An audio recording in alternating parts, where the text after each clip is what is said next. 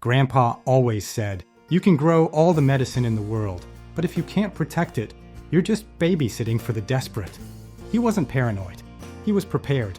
Because when the world breaks, when panic takes over and shelves go bare, the man with medicine becomes the most valuable person alive. And that makes him a target. The herbal fortress isn't about building walls. It's about building wisdom, protection, discretion, and strategy. It's about keeping your apothecary alive when the rest of the world forgets how to. The first law of survival: what you grow, you guard. The first time Grandpa's garden got raided, he didn't chase anyone off. He just rebuilt, smarter. He learned to hide abundance in plain sight, to blend his food and medicine into the land so well, it looked like weeds to everyone else. That's the first rule of the herbal fortress. Don't show, don't tell, don't brag. Your herbs aren't for display, they're for survival. Grow your echinacea near wildflowers, your burdock by fence lines, your nettle along tall grass. Let your peppermint crawl into cover. Blend everything until your medicine looks like chaos, because chaos protects what's sacred. Covert cultivation, invisible medicine. When Grandpa taught me how to plant, he said, if they can't find it, they can't take it. He created medicine zones, small patches spread across his land. Each one held different plants, one near the creek, one behind the shed, one hidden under trees. No single storm or thief could wipe him out. This method is called decentralized growing. It's not just smart, it's survival grade. Plant in odd spots. Mix herbs with ornamentals.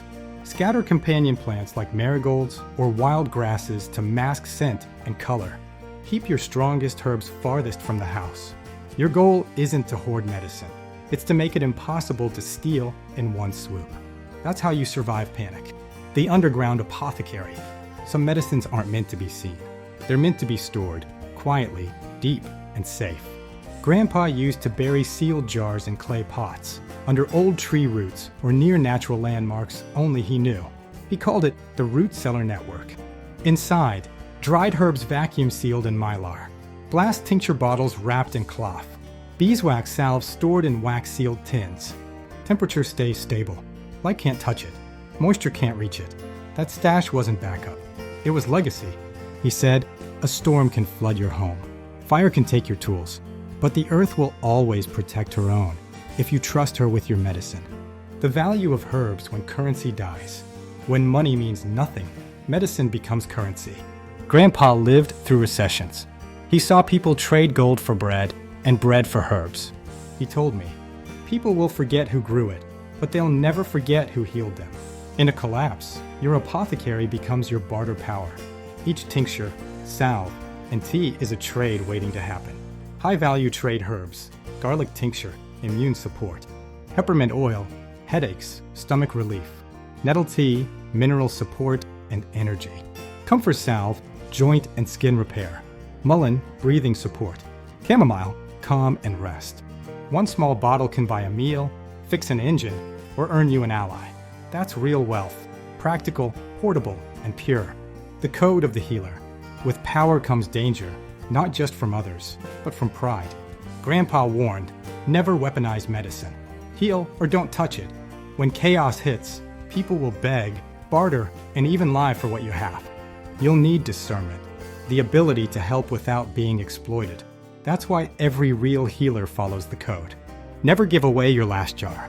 Never teach someone who mocks the land. Heal those who respect, not those who demand. Always document, so the knowledge survives even if you don't. The world will need teachers after the fall. Be one who leads with discipline, not desperation. Defensive design, protecting your herbal stock. Defense isn't always weapons, it's awareness. Store high-value herbs in disguised containers. Old coffee cans, spice jars, or unlabeled boxes. Split your stock into 3 zones: daily use, emergency, and buried reserve. Keep herbs in different buildings or spots: a shed, an attic, a root cellar. Never let everything live under one roof. Grandpa said, if they find one, let them think that's all there was. Sometimes defense is just being underestimated. The healer's guard, mental and physical prep. The herbal fortress isn't just about what's outside. It's about who you become inside. You can't guard your medicine if you panic. You can't heal others if you neglect yourself. That's why Grandpa trained discipline first. Wake with purpose. Work with focus. Rest without guilt. He said, "A clear mind is your best weapon." He carried a simple motto: if I lose everything, I still have my knowledge, and that's enough to rebuild. That's what you're doing right now, becoming unbreakable through understanding. Community allies, building the circle. Even the strongest fortress needs a gatekeeper. That's where trusted allies come in. Build small circles, not big crowds. One grower, one healer, one protector, one teacher. Each person adds a layer of security. Trade skills, not just goods. If someone can fix a roof or build a shelter, they earn medicine. That's how you create a healing tribe, not a mob.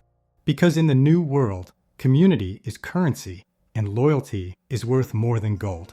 The hidden language of storage.